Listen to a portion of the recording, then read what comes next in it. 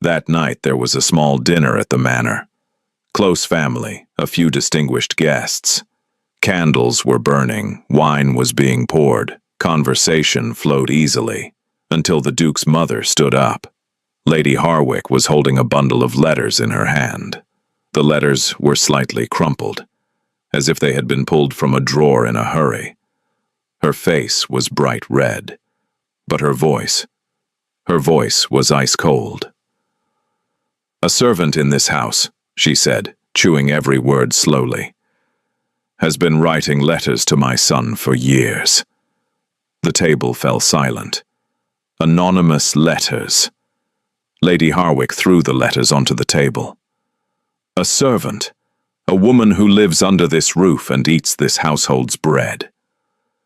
Everyone in the room looked at each other. Whispers began. Lady Harwick turned.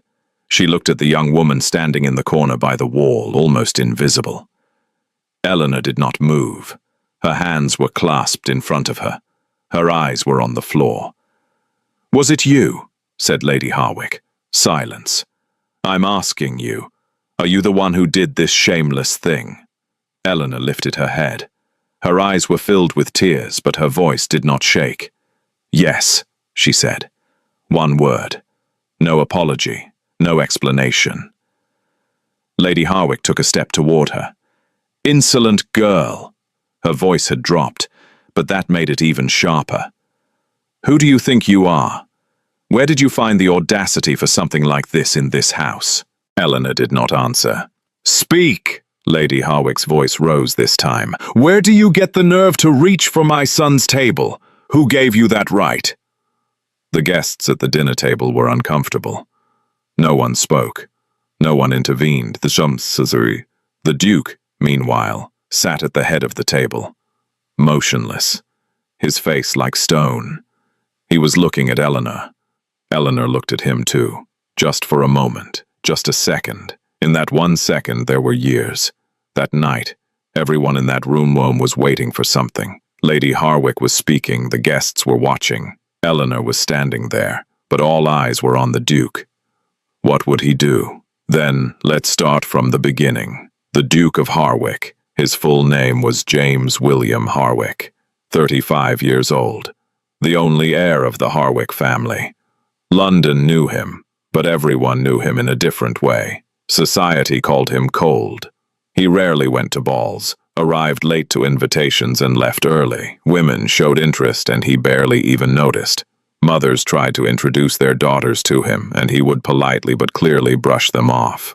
Parliament called him sharp. When he spoke at the podium, the room fell silent.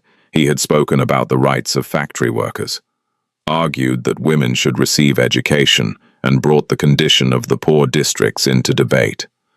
The older lords would shake their heads. Harwick is obsessed with something again. But they listened, because more often than not, the man turned out to be right.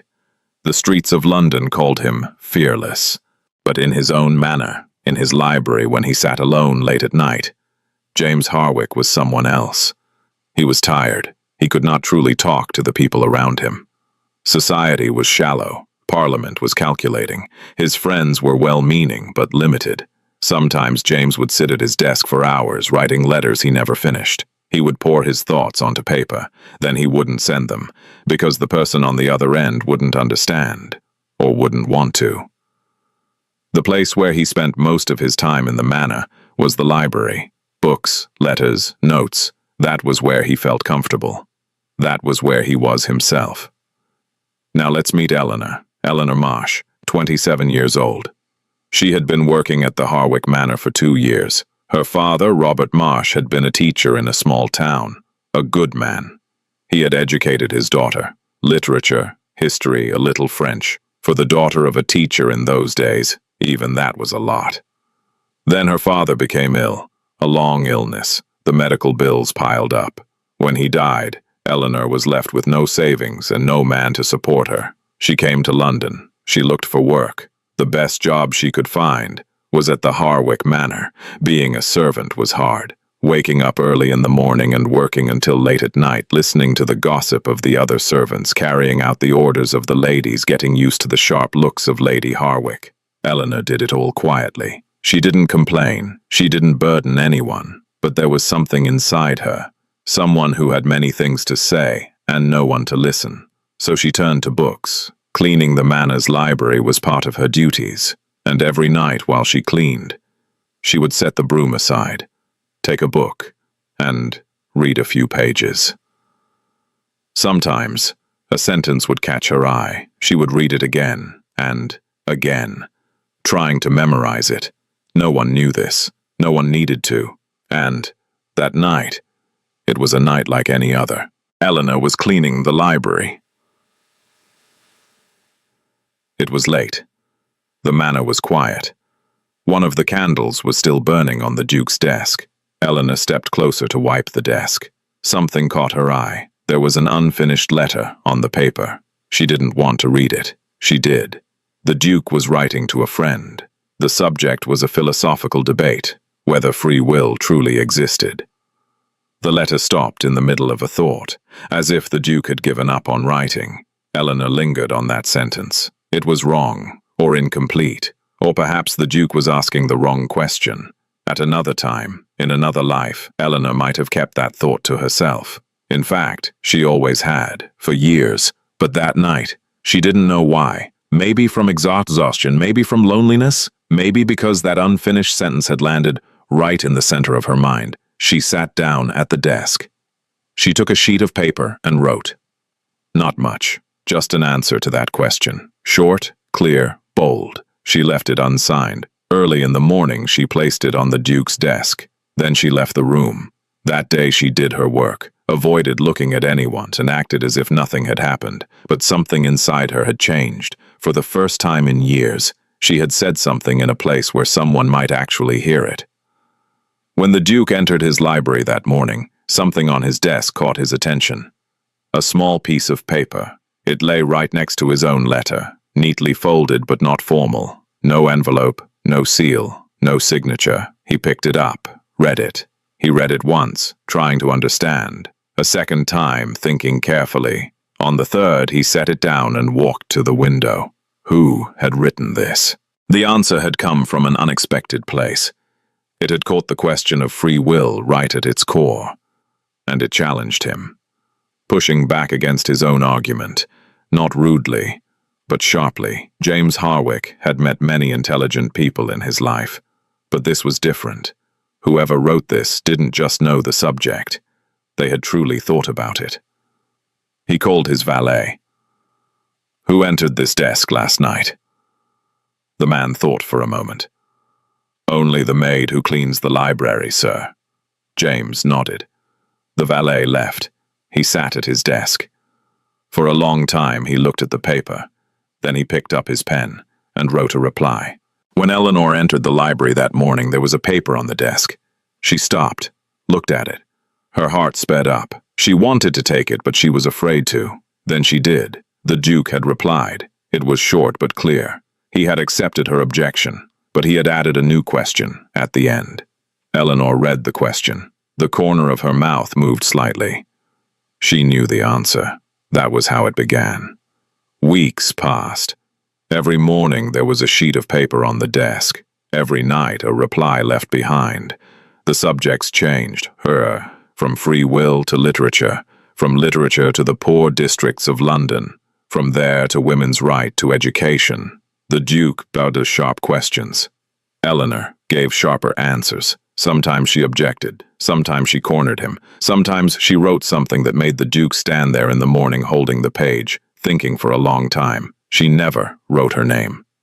At first, the Duke didn't ask, but life in the manor continued. Every day, Eleanor did her work. In the morning, she swept the corridors. In the afternoon, she arranged the rooms. In the evening, she cleaned the library. Sometimes the Duke was there, sitting at his desk, writing or reading a book. Sometimes when Eleanor entered, the Duke would look up. "Go on," he would say, then return to his book. Eleanor would lower her head and continue working. The man only 2 steps away. The man who read her letters every morning and waited for her replies every night. Didn't even look at her. Eleanor knew that. She expected it. But every evening when she sat at the desk and picked up the pen, she felt something strange inside her. She was only writing on paper, but for the first time in years, she was truly speaking. One morning, the Duke found something different on the page, waiting on his desk. Eleanor usually wrote briefly. This time it was long. The subject was the factory children of London. Eleanor wrote that she had seen them, begging at church doors on Sundays, tired eyes, small hands. As she wrote, Eleanor's voice had come through the paper, not harsh, but deep. That morning, the Duke held the page in his hands for a long time. Then, he wrote, "I would like to know you. Who are you?" Eleanor sat at the desk for a long time that night. She read the question, read it again. She wanted to answer. She truly did. But what would she write? "I am the servant of your manor. I sweep your corridors in the mornings. I see you every day, but you do not see me." She couldn't write that. What she wrote was this: "My identity is not important. What I say is." She left it on the desk. Then she left the room. The Duke read that answer the next morning. He thought about it for a moment. Then he wrote, "Very well, but one day I will ask again." It was November.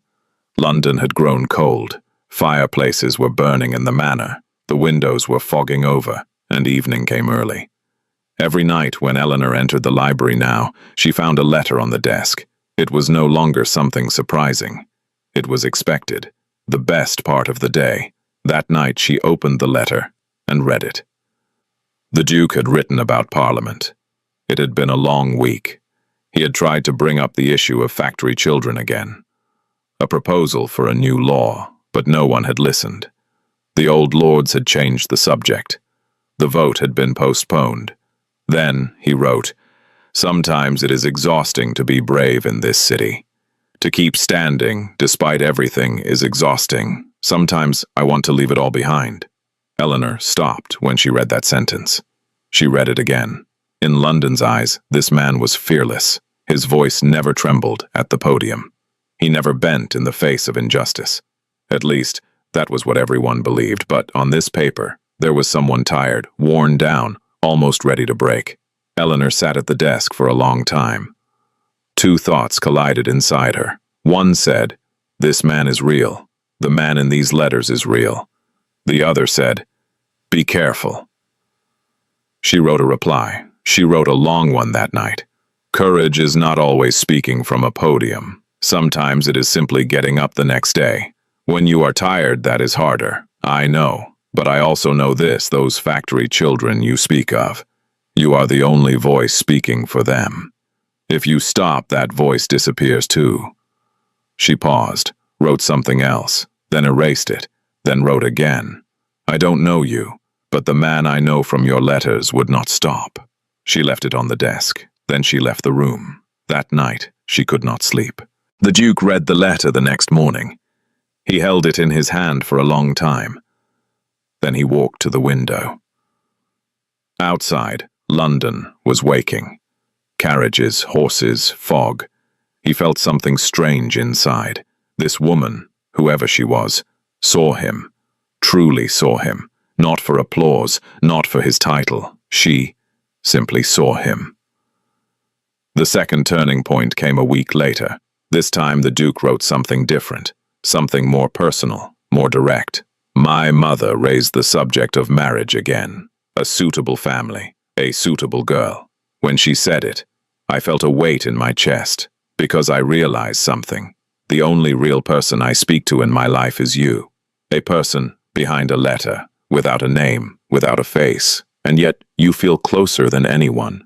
Then there was another sentence, the final one. "If I cannot find you, how am I supposed to live this life?" When Eleanor read that letter, she realized her hands were shaking. She set it on the table, stood up, walked around the room for a moment, then sat again, read it once more. "If I cannot find you, how am I supposed to live this life?" This man was searching for her, the woman whose answers he had waited for years, the one he ran to his desk for every morning, the one he shared his exhaustion with, laughed with, thought with, and that woman was sitting 2 corridors away in a small room, under the light of a single candle. That night Eleanor did not write back. For the first time, she didn't. The Duke looked at his desk in the morning. There was no paper. He was surprised. In the afternoon he checked again. Nothing. In the evening, still nothing. 3 days passed without a reply. On the 4th day the Duke wrote, "Are you well?"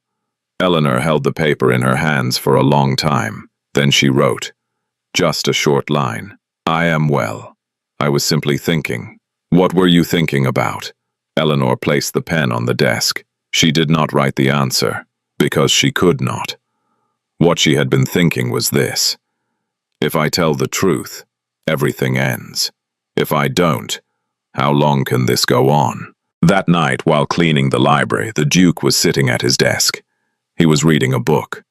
Eleanor swept the corners, dusted the shelves, adjusted the candle. She was about to leave when the Duke lifted his head. "What do you think of the Harwick library?" he asked. It was an ordinary question, the kind you ask a servant. Eleanor stopped, turned. "Sir?" "The books. Is it a good collection, in your opinion?" Eleanor looked at him for a moment. Her face was calm. "It's not bad, sir, but the philosophy section is a bit weak." The Duke raised an eyebrow. "Is it?" "Yes, sir." She turned and left the room. The Duke watched her go. Then he returned to his book. But that night, when he sat at his desk, there was only one thing in his mind. That voice, the way she had formed that sentence. The philosophy section is a bit weak. Why did it sound so familiar? It was the middle of December. That night there was a small dinner at the manor, close relatives, a few familiar guests. Lady Harwick liked these kinds of dinners, not fully formal but still impressive. Everything had to be exactly as it should be. Eleanor and the other servants had been rushing around all evening. The tables were prepared, the food was served, the wine was poured. Dinner had ended. The guests had moved to the sitting room. The servants had begun cleaning. Eleanor went to the library. She was going to leave a letter on the Duke's desk. She had written it earlier that night and had been carrying it in her pocket. She placed it on the desk and turned. She stopped at the door. There was something on the desk. On top of a book the Duke had received that day, a sheet of paper had been left. In familiar handwriting, Eleanor's handwriting. She froze. How had that happened? Then she understood. Earlier that afternoon, forms had arrived for new servant applications at the manor. The head servant had made everyone fill one out. Name, position, how long they had worked there. Eleanor had filled one out too, quickly, without thinking, and that form must have somehow ended up on the Duke's desk, perhaps by mistake, perhaps mixed with other papers. Eleanor stepped forward to take the form from the desk. The door opened. Lady Harwick entered. She was holding the form, but she was holding something else as well. Eleanor's most recent letter. She held them side by side. The handwriting was the same. Lady Harwick's eyes fixed on Eleanor, cold, sharp, certain. "Was it you?" she said. Within minutes the room was full. Lady Harwick had thrown the letters onto the table. The guests were standing by the door. The Duke had taken his seat at the head of the table. Lady Harwick spoke, harsh, humiliating, merciless. Servant, audacity, shamelessness. Eleanor heard all of it. She listened quietly. The Duke sat at the head of the table, motionless. Lady Harwick took a step toward Eleanor. "You eat the bread of this house," she said. "You live under this roof, and you write letters to my son, for years, in secret." Eleanor lifted her head. Her eyes were wet, but her voice did not tremble. "Yes," she said. "Why?" A brief silence. "Because I had things to say." Lady Harwick laughed, but there was no warmth in it. "You had things to say. A servant. A person," Eleanor said. Her voice was still calm. The room went cold. Lady Harwick turned and looked at her son. "James." The Duke lifted his head. "Do you know this woman?" The Duke looked at Eleanor. Eleanor looked back at him, and in that moment, in that single second, everything was there. The letters he had read for years, those sharp sentences, those questions. That night she had said the philosophy section was a bit weak. That voice, that look, something changed on the Duke's face. He understood. Lady Harwick was waiting. The guests were waiting. The room was waiting. Eleanor was waiting too. But inside, she was waiting for something different. The man she had known for years through letters. Brave, honest, tired but standing, was here now, in front of her. And he was about to say something. The Duke stood up. He looked at everyone. He looked at his mother. Then he looked at Eleanor, and he said nothing. 1 second passed, 2 seconds, 3. Eleanor read that silence, instantly. Because for years she had read every word he wrote. Now she could read his chants too. That silence was fear. Under the pressure of society, under his mother's gaze, under the eyes of the guests, the man from those letters had disappeared. In his place sat the Duke of Harwick. Lady Harwick took her son's silence as victory. "Have this woman removed from the house tonight," she said. Her voice was no longer cold. It was commanding. Before morning, no one objected. Eleanor looked at the Duke once more. The Duke looked away. Eleanor turned and left the room. Her steps were quiet. She did not run. She did not bow. She did not look at anyone. She climbed the stairs, entered her small room, closed the door. She took out her suitcase and began to pack. Her hands were shaking, but inside she felt strangely calm, because the thing she had feared most had already happened. And people fear the pain they expect most. Once it arrives, they simply continue. She packed her suitcase. Then she sat at the table. She took a sheet of paper, held the pen. She wanted to write a lot. Everything she had never said for years. Her anger, her disappointment.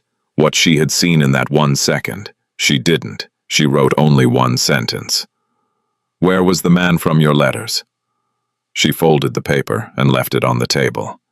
Then she took her suitcase, closed the door, and left the manor. That night the Duke returned to his room. The guests had gone. His mother was satisfied. The manor had grown quiet.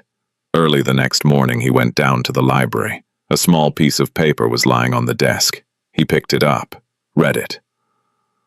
"Where was the man from your letters?" He stared at that sentence for a long time. Then he set it down and walked to the window. Outside, London was waking. Fog carriages, a cold morning. He slipped his hand into his pocket. It was empty. After that day the manor did not change. The mornings came the same. The afternoons passed the same way. Lady Harwick was satisfied. The matter had been closed, the embarrassment removed. The guests had already forgotten. London was talking about other things. Life went on. But every morning something was missing from the Duke's desk in the library. There was no paper. During the first week the Duke noticed it but kept it to himself. In the second week, whenever he sat at his desk, his eyes went first to that corner. By the third week, he began coming down to the library later, as if arriving early would make the disappointment heavier.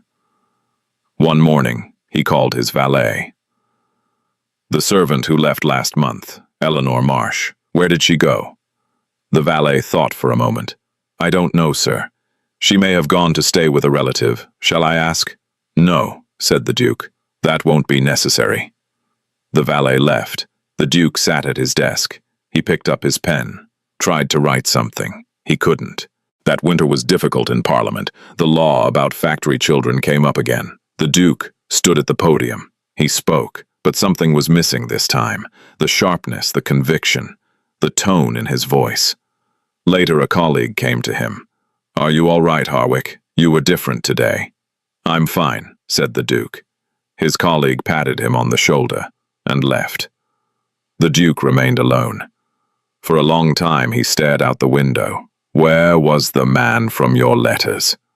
That sentence would not leave him. It appeared everywhere, on his desk in the morning, in the library in the evening, in the corridors of Parliament. A month later, his mother raised a new subject at dinner. "Viscount Pembury's daughter has been very well received this season. A respectable family, suitable for you." The Duke continued eating. He did not answer. "James," I heard you, mother. Well? The Duke placed his glass on the table, looked at her. You will find someone suitable, he said flatly. You know these matters well. Lady Harwick was pleased. Her son had finally come to his senses. But that night the Duke opened a drawer in the library. Inside were years, hundreds of letters. He had kept them all, not a single one thrown away, folded, arranged, stacked together. He took one, an old one, from the first months, the debate about free will. He read it. Then he took another, the long letter about the factory children. Then another, the night she wrote about her father. Perhaps change does not begin with applause, but in one person's mind. Then another. I do not know you, but the man I know from your letters would not stop. The Duke sat there for a long time that night. Something inside him was becoming clear, painfully clear. Eleanor had been right. That night in the room, his silence had been fear. Pure, simple, humiliating fear. Fear of his mother, fear of society, fear of the name Harwick. In the letters he had written so much.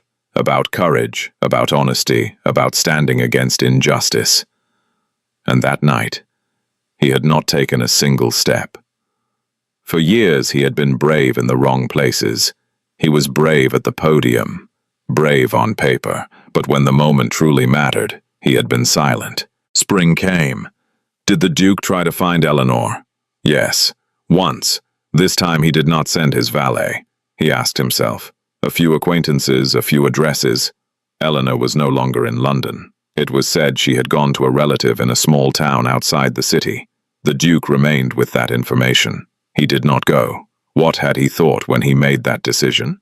Perhaps this. What would happen if he went? He would appear at Eleanor's door. What would he say? Would he apologize? And then what? To marry a servant with the name Harwick. What would London say? What would his family do? He thought. He calculated. He postponed. And one day, the postponement became permanent. That summer, the Duke married Viscount Pembury's daughter. She was young, suitable, polite. The wedding was the talk of London. Lady Harwick was happy. Everyone was happy. At the end of the ceremony, the Duke looked at his wife. She was a good woman. None of this was her fault, but something was missing in that look. Years passed. The Duke continued working in Parliament. The law for factory children finally passed, after long struggles, after many years.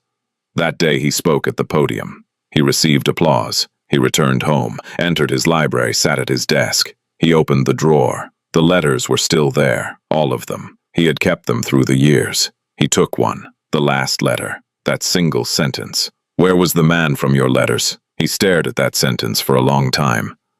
No one knows whether Eleanor Marsh ever returned to London. We do not know whether it was the Duke's wife who found the letters in his drawer, or someone else, but we do know this. The Duke of Harwick went down in the records of Parliament for the rest of his life. Factory children, women's education, the poor districts. He was remembered as a courageous man. London always knew him as someone fearless. Only one woman knew the truth, and that woman had long since gone. Let us know in the comments which city you're watching from. Also, tell us what you thought of the story, and share your thoughts. Thanks for watching, and don't forget to subscribe to the channel.